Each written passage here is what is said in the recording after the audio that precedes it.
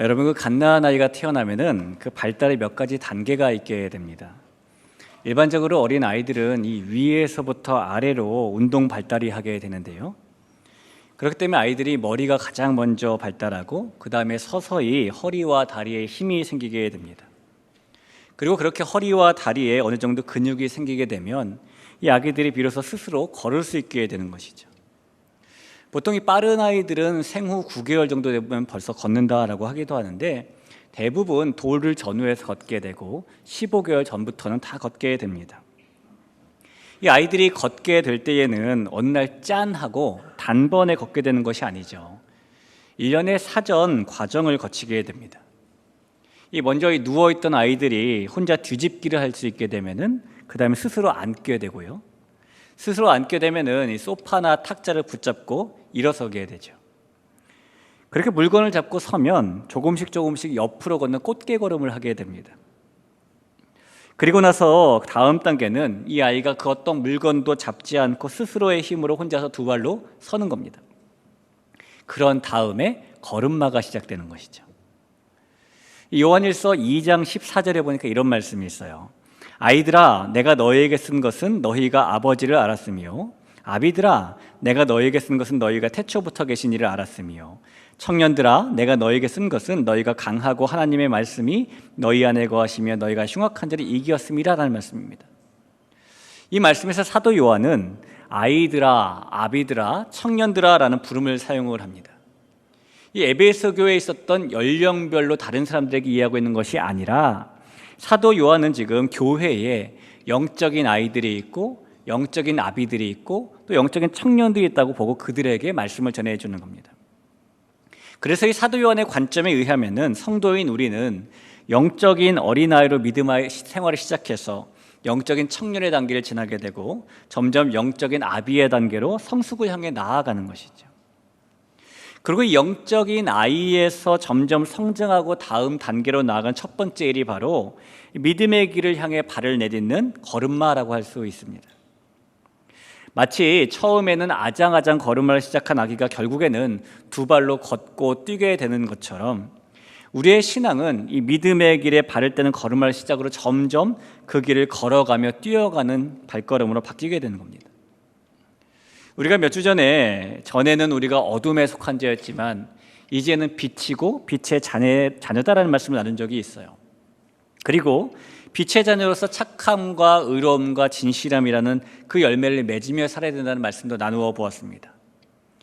그 말씀에 바로 이어지는 본문인 오늘 본문은 어떻게 하면 우리가 빛의 열매를 맺는 삶을 향한 걸음마를 뗄 수 있는지에 대한 말씀을 나누어 주고 있습니다. 오늘 이 말씀을 통해서 우리 모두가 하나님께서 원하시는 대로 빛을 향한 걸음마를 떼고 결국에는 그 빛의 길을 걸어갈 수 있는 우리 모두가 되길 간절히 축복합니다. 자, 오늘 말씀은 이렇게 시작을 합니다. 15절 상반절이죠. 그런즉 너희가 어떻게 행할지를 자세히 주의하여 라는 말씀입니다. 이 말씀은 이 성경 원어를 그대로 직역하자면 너희는 주의 깊게 봐라 라는 명령형의 말씀이에요.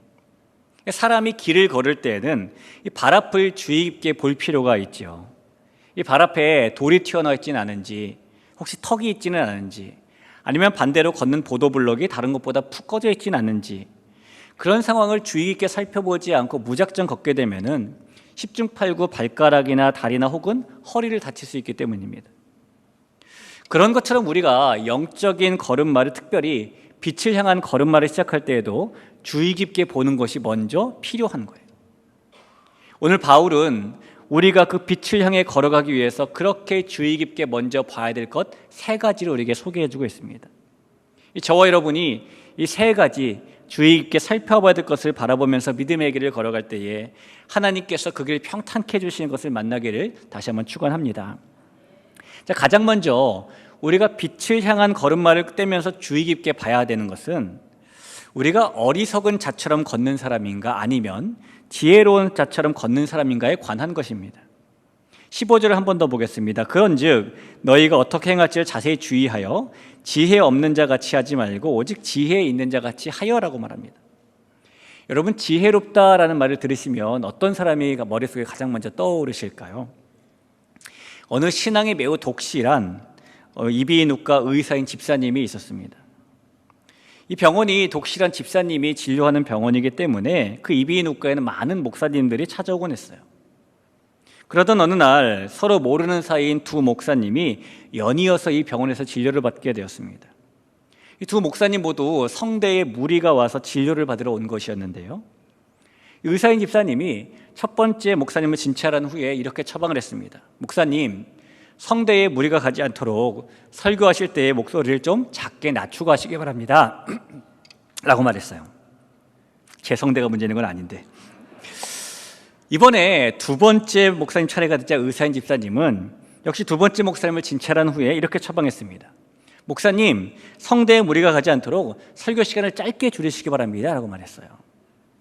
이 두 목사님의 진료가 끝난 후에 옆에서 모든 걸 지켜보았던 간호사가 의사 집사님에게 이렇게 물었죠. 선생님, 제가 볼 때는 두 목사님이 증세가 다 똑같다고 하는데 첫 번째 목사님에게는 목소리를 작게 설교라고 하시고 두 번째 목사님에게는 설교 시간을 짧게 하라고 하시고 처방이 다른 이유가 있나요? 그랬더니 의사인 집사님이 웃으면서 이렇게 대답했답니다. 두 번째 목사님은 우리 교회 목사님이거든. 그랬답니다. 여러분, 보통 이런 분을 보시면 지혜롭다는 생각 들지 않으십니까? 생활의 지혜가 있는 게 분명해요. 하지만 오늘 본문에서 바울이 언급하고 있는 지혜로운 사람이라는 것은 단순히 생활의 지혜를 가지고 있는 사람을 말하는 것이 아닙니다.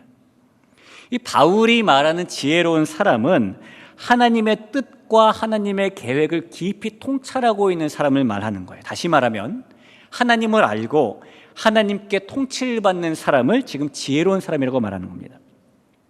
반면에 지혜 없는 사람이라는 것은, 즉 어리석은 사람이라는 것은 똑똑하지 못한 사람을 말하는 것이 아니라 하나님의 계획과 구원에 대한 통찰을 가지고 있지 않은 사람을 말하는 거죠. 그런 사람에 대해서 시편 14편 1절에서 이렇게 말합니다. 어리석은 자는 그의 마음에 이르기를 하나님이 없다 하는도다. 그들은 부패하고 그 행실이 가증하니 선을 행하는 자가 없도다. 어리석은 자, 지혜가 없는 자는 하나님이 없다고 하는 자이며 그래서 당연히 하나님의 계획도 모르고 하나님의 통치도 받으려고 하지 않는 사람인 것이죠. 그래서 오늘 본문 17절에서 바울이 이렇게 말하는 겁니다. 그러므로 어리석은 자가 되지 말고 오직 주의 뜻이 무엇인가 이해하라. 이 어리석은 사람은 주님의 뜻을 이해하지 못하고 그러면서 자기들에겐 별 문제가 없다고 생각하는 사람들이기 때문인 것이죠. 우리가 몇 주 전에 살펴봤던 에베소서 4장에서도 이런 말씀이 있어요. 4장 18절을 보면 그들의 총명이 어두워지고 그들 가운데 있는 무지함과 그들의 마음이 굳어짐으로 말미암아 하나님의 생명에서 떠나 있도다. 여기서 말하는 그들, 어리석은 사람들인 이방인들은 어둠에 속해서 빛이신 예수님을 이해할 수 없는 사람들이지만 그러나 에베소 교회의 성도들은 예수님을 배웠고 예수님 안에서 가르침을 받았고 그래서 주님의 뜻이 무엇인지 이해한 지혜 있는 사람들이었는데요. 따라서 바울이 지금 에베소 교회 성도들에게 그들이 배운 대로 주님의 뜻을 이해하고 예수님 안에 있는 진리와 일치된 삶을 살라고 계속해서 말씀하고 있는 겁니다. 왜냐하면 그런 삶을 사는 것이 바로 에베소 교회 성도들이 걸어야 될 빛을 향한 걸음마이기 때문인 것이죠. 오늘을 사는 저와 여러분이 걸어야 되는 빛을 향한 걸음마도 마찬가지입니다. 우리가 이 빛을 향한 걸음마를 하기 위해서는 먼저 하나님의 뜻과 하나님의 계획을 이해하는 지혜가 있어야 하는 것이죠. 그리고 그런 지혜는 감사하게도 우리가 원하면 하나님이 주시겠다라고 말씀하십니다. 야고보서 1장 5절을 보시겠어요? 너희 중에 누구든지 지혜가 부족하거든 모든 사람에게 후히 주시고 꾸짖지 아니하시는 하나님께 구하라. 그리하면 주시리라. 이 주님의 뜻이라는 것이 이해하려고 해도 우리의 노력만으로는 온전히 이해할 수 없는 것이지만 하나님께서 그것을 알 수 있는 지혜를 주시면 이해할 수 있게 되는 것이고 하나님께서 볼 수 있는 믿음의 눈을 주시면 밝히 보고 주님의 뜻을 알 수 있게 되는 것입니다. 그래서 우리가 하나님의 뜻과 계획을 아는, 이해하는 지혜로운 사람이 되기 위해서는 신령한 지혜와 총명을 달라고 하나님께 간구하는 것이 필수적인 거예요. 사랑하는 귀한 성도 여러분, 우리가 하나님의 뜻을 알게 해달라고 주님의 계획을 알게 해달라고 구하면 주신다고 약속하신 하나님께서 후히 주시는 것을 믿으시기를 바랍니다. 어쩌면 우리가 하나님의 뜻과 계획을 알지 못하는 이유는 우리가 알려고 하지도 않기 때문일 수도 있고 하나님께 구하지도 않기 때문일 수도 있고 하나님께서 알려주셔도 듣지 않으려고 하기 때문일 수도 있습니다. 지금으로부터 약 3,500년 전에 하나님께서는 이스라엘 백성들을 애굽에서 이끌어내셔서 가나안으로 인도하셨습니다. 그때 하나님께서 이스라엘 백성들이 어떤 방향으로 가기를 원하시는지, 어떤 행로로 가기를 원하시는지, 그들이 또 어디에 머물길 원하시는지를 구름 기둥과 불 기둥으로 날마다 알려주셨어요. 하나님은 그 백성들이 믿음의 길을 걸을 수 있도록 항상 그 뜻과 계획을 알려주시는 분이시기 때문인 겁니다. 그런 동일하신 하나님께서 저와 여러분의 믿음의 걸음을 걸을 때에도 담대히 걸어갈 수 있도록 뜻과 계획을 알려주신다는 겁니다. 우리가 때로 가끔 처신하기 어려운 상황을 만나거나 소신껏 결정 내리지 못하는 곤란한 처지에 놓여 있을 때 성경 말씀이 들리거나 성경 말씀이 눈에 보이거나 마음속에 떠오르게 하셔서 하나님의 뜻을 확신하게 하시는 경우도 있고요. 우리가 하나님의 뜻을 찾기 위해서 기도할 때에 우리의 마음의 평안과 기쁨 등으로 기도 중에 확신을 주셔서 하나님의 뜻을 알게 하시는 경우도 있고요. 또한 이 영적인 공동체 안에서 성숙하고 신뢰된 성도들을 통해서 또 지체들의 대화를 통해서 하나님의 인도하시는 손길을 경험하게 하시는 경우도 있습니다. 하나님께서 우리가 겪는 이 상황 가운데 문을 열기도 하시고 때로는 반대로 닫기도 하심으로써 우리에게 하나님의 뜻을 알게 하시는 경우도 있죠. 하나님께서는 정말 다양한 방법으로 어떻게 해서든지 우리가 하나님의 뜻과 계획을 알게 해주시려고 애쓰시는 분이신 겁니다. 그리고 하나님께서 그렇게 애쓰시는 이유는 저와 여러분이 빛을 향한 걸음마를 시작하기를 원하시기 때문인 것입니다. 사랑하는 귀한 성도 여러분, 하나님의 뜻을 알려고도 하지 않고 구하지도 않은 어리석은 사람의 길을 걷는 것이 아니라 하나님의 뜻을 또 하나님의 계획을 알고 그대로 따르는 지혜로운 사람처럼 하나님을 믿고 걷는다면 하나님께서 원하시는 대로 저와 여러분이 빛을 향한 걸음마를 담대히 걸어가게 된다는 것을 믿으시기를 바랍니다. 자, 우리가 빛을 향한 걸음마를 뗄 때에 주의 깊게 봐야 될 두 번째 것이 있는데요. 그것은 우리가 악한 세월을 보내고 있는가 아니면 선한 세월을 보내고 있는가에 관한 것입니다. 16절 말씀이죠. 세월을 아끼라 때가 악하니라. 자신의 삶을 주의 깊게 살펴보는 사람, 빛을 향한 걸음마를 떼는 사람의 중요한 특징 중에 하나는 시간에 대해서 올바른 태도를 가진다라는 겁니다. 빛을 향한 걸음마를 떼는 저와 여러분은 주어진 시간에 대해서 어떠한 태도를 가져야 되는 것일까요? 이 한 불교 TV 방송에 어떤 스님이 나와서요, 이 시간에 대해서 이야기를 하는데 이 제목을 보니까 제목이 너무 낯익은 제목이었어요. 그래서 유심히 보게 되었는데 제목이 뭐였냐면 때가 악하니 세월을 아끼라 였습니다. 불교에서 기독교에다 로열티를 내야 되는 거예요, 그렇죠? 그러면서 뭐라고 말하냐면은 게으르지 말고 시간을 낭비하지 말아야 된다라고 이야기를 했습니다. 여러분, 바울이 이 에베소서 말씀에서 우리에게 부지런한 태도를 가져야 된다라고 말하는 것일까요? 1973년에 빠삐용이라는 영화가 제작이 되었는데 프랑스에 실제로 있었던 그 영화를 모티브로 해서, 실화를 모티브로 해서 만든 것이죠. 이 빠삐용이라는 주인공이 살인 누명을 쓰고서 죽어서야만 나올 수 있다는 악명 높은 형무소에서 억울한 옥살이를 하면서 자유를 갈망하며 탈옥을 하는 그런 이야기입니다. 그 영화 속에서 이 빠삐용이 형무소에 들어간 초창기에는 자기는 죄가 없다고 억울해해요. 근데 얼마 정도의 세월을 보낸 후에 나중에는 자기가 살아온 세월을 되돌아보면서 나는 세월을 낭비한 큰 죄인이다, 젊은 시절 주어진 세월을 허랑방탕하게 낭비한 죄인이다라고 고백한 장면이 나옵니다. 바울이 그렇게 우리에게 허송세월하지 말라는 의미로 세월을 아끼라라고 말하는 것일까요? 오늘 본문 세월을 아끼라라는 말에서 아끼다라는 말은 성경 언어로 엑사고라조라고 하는데요, 이 당시에 물건을 사고 파는 장사를 할 때 사용됐던 그런 단어입니다. 무엇을 사다, 무엇을 속량하다, 몸값을 치르고 되찾는다라는 의미를 가지고 있죠. 이 단어가 성경에 총 4번이 사용됐는데 4번 다 동일한 의미로 사용됐어요. 노예의 시장에서 노예를 사서 속량해 주는 것, 그러니까 노예를 사서 자유를 주는 것, 이 단어로 사용됐습니다. 이런 의미를 볼 때에 세월을 아끼라라는 말은 단지 부지런해라, 허송세월하지 말아라라는 정도의 의미가 아닌 것입니다. 바울은 지금 세월을 아끼라라고 말하면서 그 이유를 때가 악하기 때문이다라고 말했죠. 이 때가 악하다는 말은 시간 자체가 악하다는 것이 아니라 사람들의 시간을 악하게 보내고 있다는 그런 의미예요. 따라서 세월을 아끼다라는 말은 우리에게 악한 일을 하면서 시간을 보내지 말고 선한 일을 하면서 시간을 보내라라는 의미가 되는 것입니다. 많은 사람들이 동일한 시간을 보내고 살아가는데 어떤 사람들은 그 시간을 죄를 짓고 악을 행하는 데 보내는 반면 또 어떤 사람들은 선을 행하고 의를 행하는 데 보내고 있죠. 세상에서 어떤 것보다 중요한 것 중에 하나가 시간 아니겠습니까? 그런데 그 많은 사람들이 황금보다 귀하다는 그 시간을 인생의 쾌락과 죄악으로 해서 소비하고 그 악을 향해서 보내는 경우가 많이 있다는 겁니다. 사람들이 결국에는 썩어질 수밖에 없는 자신의 명예와 권세로 해서 몸부림치다가 귀중한 시간을 다 놓쳐버리는 경우가 많다는 겁니다. 그러나 바울은 지금 빛을 향한 걸음마를 시작하는 성도는 그렇게 악한 일을 하면서 시간을 보내는 것이 아니라 악한 세월이 아닌 선한 세월을 보내야 된다라고 말하는 거예요. 여러분, 우리가 살펴보고는 에베소서는 옥중서신이라고 불리는 걸 아시죠? 왜냐하면 바울이 지금 로마 감옥에 수감되어 있는 상태로 이 글을 썼기 때문입니다. 바울 자신도 로마 감옥에 2년 정도 갇혀 있으면서 그 시간을 그냥 악하고 죄 지는 데 보내는 것이 아니라 주님 안에서 성도들을 돌보고 로마 사람들에게 주님을 증거하는 선한 시간으로 보내고 있기 때문에 이렇게 세월을 아끼라라고 말하는 겁니다.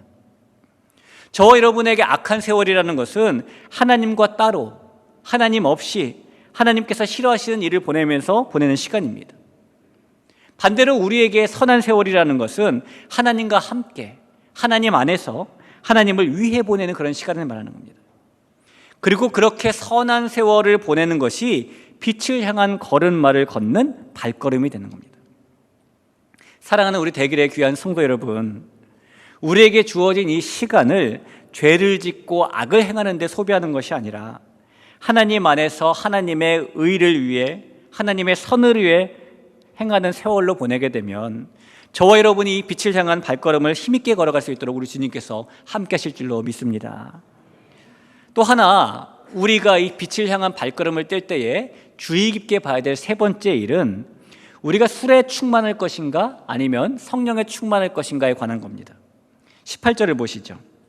술 취하지 말라, 이는 방탕한 것이니 오직 성령으로 충만함을 받으라. 이 에베소는 말씀드린 바와 같이 대도시였기 때문에 많은 사람들이 모여들었고 그러다 보니 자연스럽게 이방 종교와 제사의식의 중심지처럼 여겨졌습니다. 그리고 당시 에베소를 비롯한 로마 전 제국에서 가지고 있었던 이방 종교는 자기들의 믿는 신과 교통하기 위해서는 그 신의 인도를 받기 위해서는 술 취하는 것이 필요하다는 생각을 가지고 있었어요. 이 그리스 로마 신화에 바커스라는 술의 신이 있을 정도로 그 당시 로마 사회는 술과 신이 연결되는 것이라고 보는 생각이 있었다는 겁니다. 그러나 바울은 지금 우리가 믿는 신인 하나님과 교제하고 하나님을 위해 살며 하나님의 뜻을 따르는 일은 이방 종교처럼 술 취함으로 되는 것이 아니라고 말하는 겁니다. 하나님과 함께 하려면 오히려 술에 취하지 않고 성령으로 취해야 된다고 말씀하는 것이죠. 이방 종교의 술 취함은 사람을 타락으로 방탕으로 인도하지만 성령에 충만하면 하나님의 뜻이 무엇인지 밝히 알 수 있게 되고 또한 빛된 삶을 통해 하나님을 신실하게 섬길 수 있게 되기 때문입니다. 여러분, 어떤 가정들은 강아지 반려견을 키우시는 가정이 있고 어떤 가정들은 고양이 반려묘를 키우시는 가정들이 있죠. 그러나 이 키우는 강아지와 고양이는 큰 차이가 있습니다. 가장 큰 차이는 강아지는 주인을 주인님이라고 생각하고 고양이는 주인을 주인놈이라고 생각한다는 거예요. 그래서 강아지는 먹을 것을 주면은 주인님이 나에게 먹을 걸 준다라고 생각을 하지만 고양이는 먹을 걸 주면은 주인놈이 나한테 수라상을 바치네 이렇게 생각을 합니다. 강아지는 이 집 사람들은 나에게 먹이도 주고 애정도 주고 따뜻하고 포근한 잠자리도 주네, 이 사람들은 분명히 천사가 분명해 라고 생각을 하지만 고양이들은 이 집 사람들은 나에게 먹이도 주고 애정도 주고 따뜻하고 포근한 잠자리도 주네, 난 분명 대단한 존재가 틀림없어 이렇게 생각을 하죠. 그래서 강아지들은요, 자기들끼리 놀 때와 주인하고 놀 때가 확연하게 달라집니다.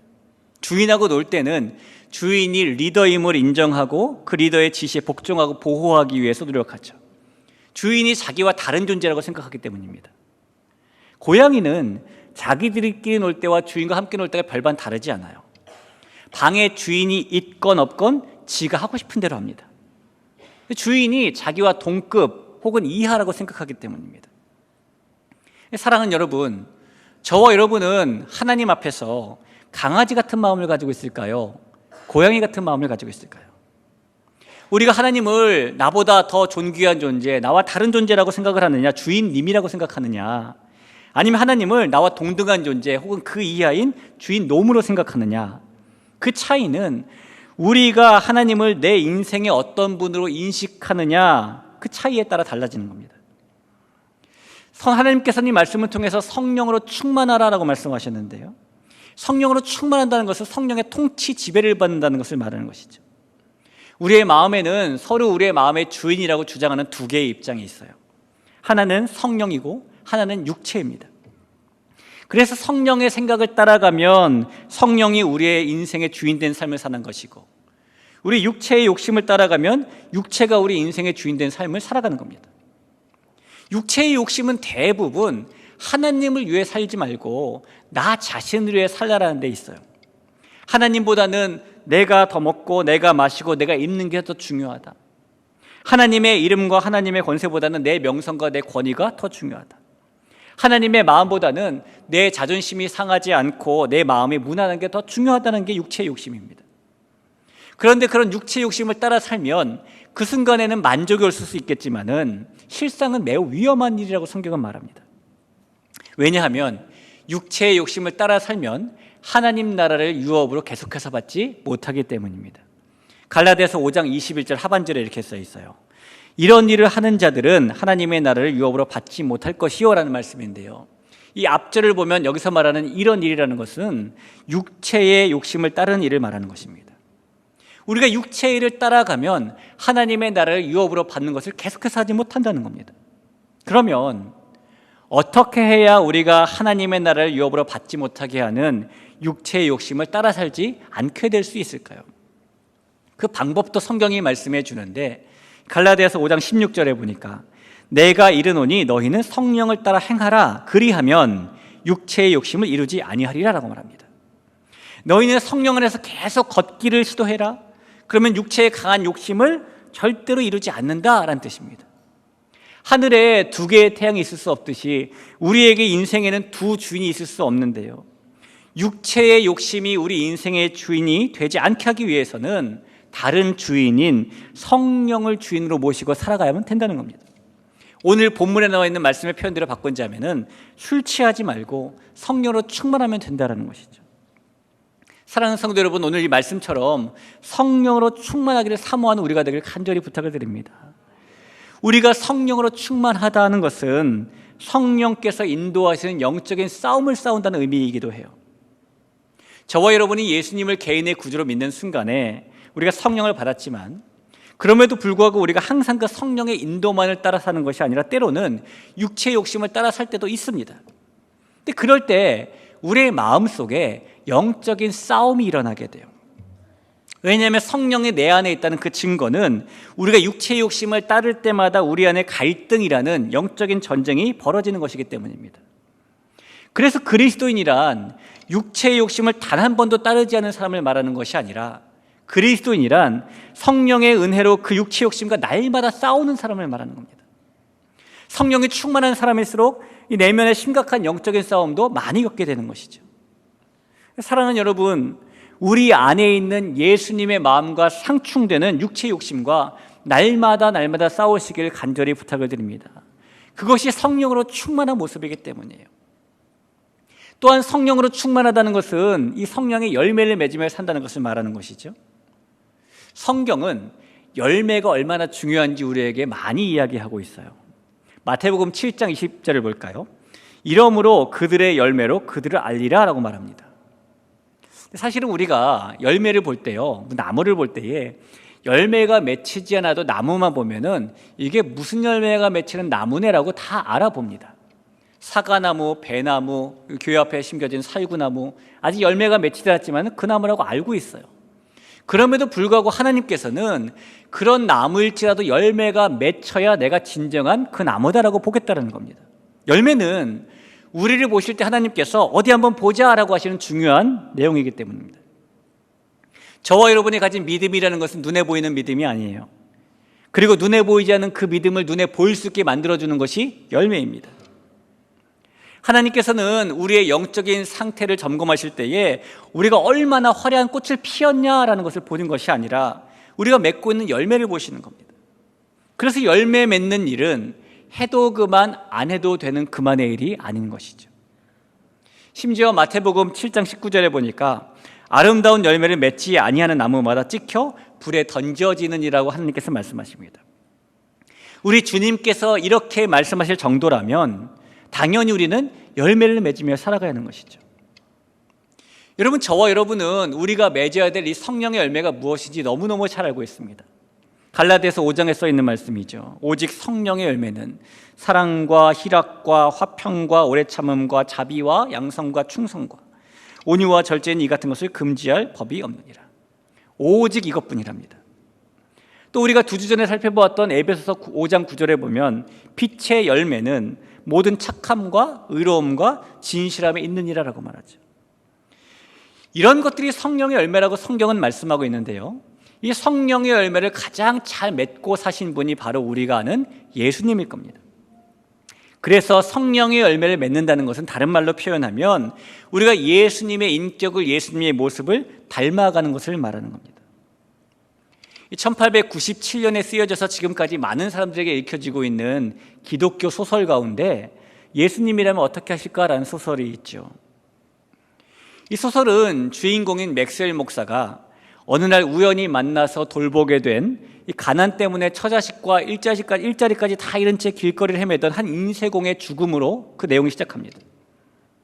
그가 돌보던 인쇄공이 죽게 되자 맥스웰 목사가요, 어떻게 하면 일상생활 속에서 믿음과 사랑으로 살 수 있을까 고민하다가 예수님이라면 그 순간에 어떻게 하실까라는 질문을 자신에게 던지고 그 질문에 대한 답을 가지고 매 순간 책임지며 살기로 결심을 하죠. 그리고 오늘처럼 주일이 되었을 때에 맥스웰 목사가 교회 성도들에게 이렇게 말했습니다. 여러분, 앞으로 1년 동안은 어떤 일이든지 하기 전에 반드시 예수님이라면 어떻게 하실까라는 질문을 던져보고 그리고 예수님이 하실 것 같은 대로 실천해 봅시다.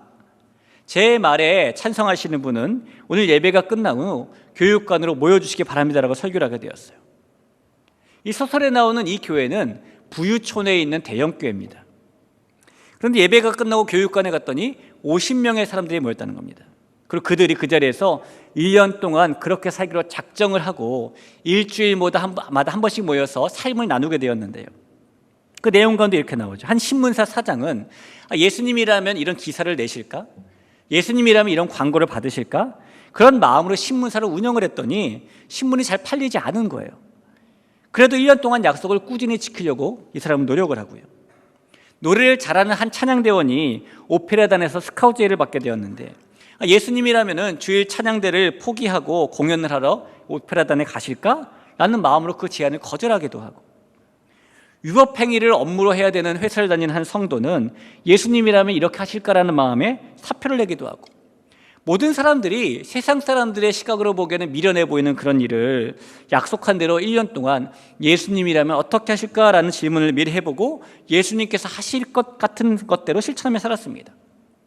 그랬더니 1년 후에 그 신문사가 망하지도 않았고요, 직장을 못 구하는 사람들이 직장도 구하게 되었고요, 그런 일이 모두 일어나면서 오히려 그들의 변화된 모습 때문에 가정과 직장과 지역사회가 변화되었다는 그런 이야기입니다.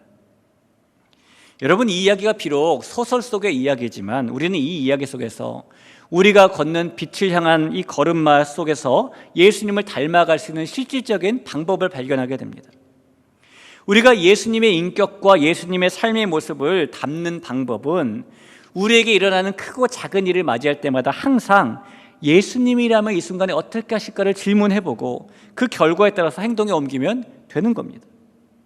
그래서 우리가 그렇게 예수님의 인격을 닮아가고 주님의 모습을 닮아가면 그것이 성령의 열매를 맺는 것이고, 그것이 우리의 믿음을 눈에 보이게 드러내는 것이고, 그럴 때 하나님께서 우리를 보고 열매로 아신다라는 겁니다. 사랑하는 성도 여러분, 오늘 이 말씀처럼 술 취함이나 다른 것에 취해 사는 것이 아니라 성령으로 충만해서 육체의 욕심을 버리고 예수님을 닮아가는 열매를 맺고 살아간다면 우리가 걸어가는 빛을 향한 이 걸음마 위에 우리 주님께서 동행하시고 손잡아 주시고 넘어질 때마다 일으켜 주시는 그런 걸음이 되게 하실 줄로 믿습니다. 우리가 이제 막 걸음마를 시작한 아이들 자세히 관찰해 보면은요, 이 아이들은 걸음마를 할 때에 그 시선을 어느 한 곳에 고정하고 걷는 편이에요.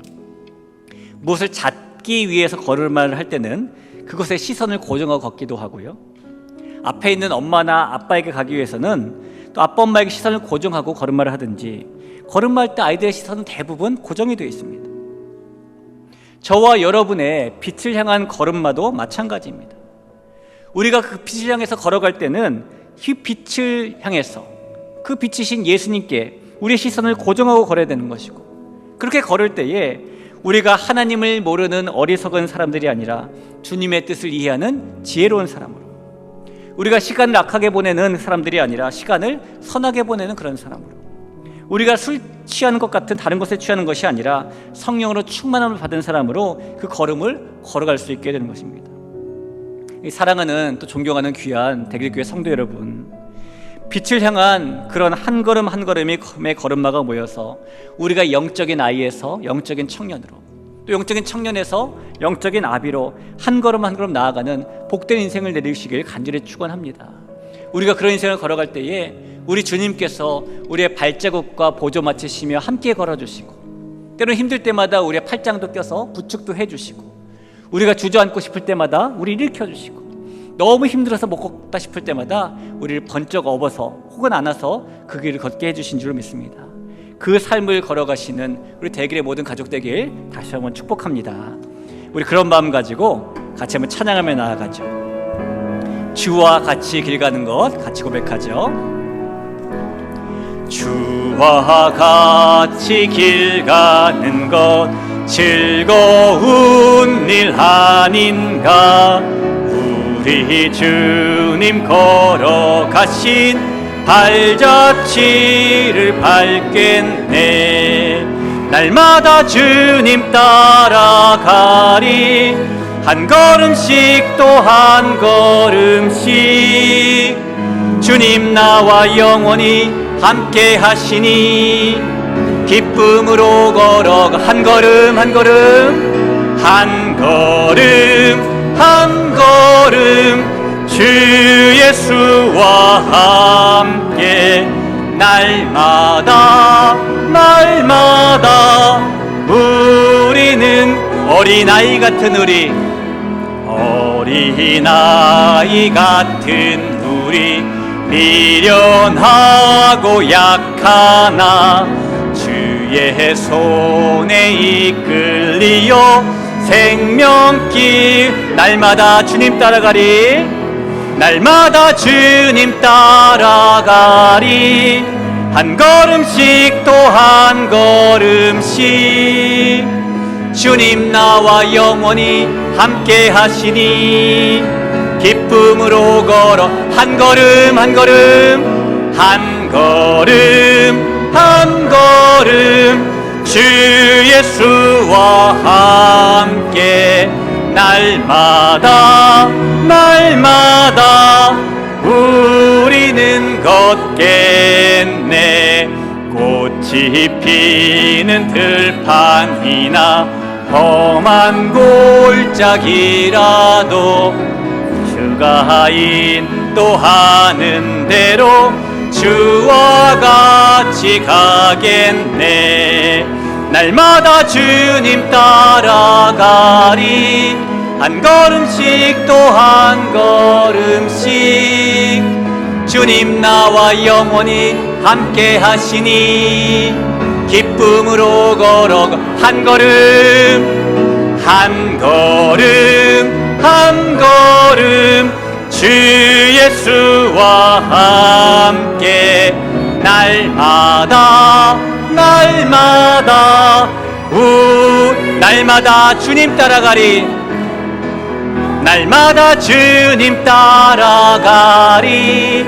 한 걸음씩 또 한 걸음씩 주님 나와 영원히 함께 하시니 기쁨으로 걸어. 한 걸음 한 걸음 한 걸음 한 걸음 주 예수와 함께 날마다 날마다 우리 한 걸음 걸음 한 걸음 한 걸음 한 걸음 주 예수와 함께 날마다 날마다 우리는 걷겠네.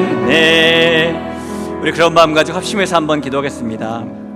우리가 빛을 향하는 걸음마를 걸을 때에 주님의 뜻을 이해하는 지혜로운 사람으로, 세월을 의와 선을 행하는 그런 사람으로, 또 성령의 충만함을 받은 사람으로 걸어갈 때에 우리 주님께서 우리의 걸음에 동행하심이 우리 가운데 기쁨과 은혜를 더 충만하게 주실 줄로 믿습니다. 우리의 걸음이 지치지 아니하도록, 힘들지 아니하도록, 때로는 장애를 만나도 넘어갈 수 있도록 주님께서 능력 주실 줄로 믿습니다. 하나님, 빛을 향해 걸어가는 우리가 되게 해주옵소서. 지혜로운 자 되게 하여 주옵시고, 세월을 아끼는 자 되게 해 주옵시고, 성령으로 충만한 자 되게 해 주옵소서라고 이 시간 합심으로 기도하며 나아갑니다. 함께 기도합니다.